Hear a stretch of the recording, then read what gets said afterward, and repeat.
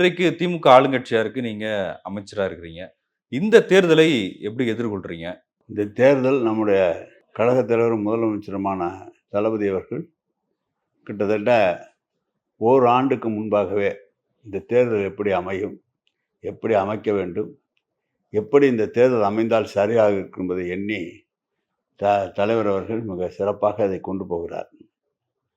இன்றைக்கு முதலமைச்சருடைய உரை என்பது யாராலும் மறுக்க முடியாத ஒரு உரையாக, அவர் கேட்பது நியாயம்தானே என்று சொல்லுகிறத்தக்க வகையில் அவருடைய உரை அமைந்திருக்கிறது. அந்த முதலமைச்சருடைய உரையோடு இளைஞரணி செயலாளரும் வீதி வீதியாக சாலையால் சென்று நேரடியாக மக்களை சந்தித்து வருகிறார்கள். எனவே ஒரு நல்ல நிலைக்கு அந்த தேர்தலை நம்முடைய முதலமைச்சர் கொண்டு சென்றிருக்கிறார்.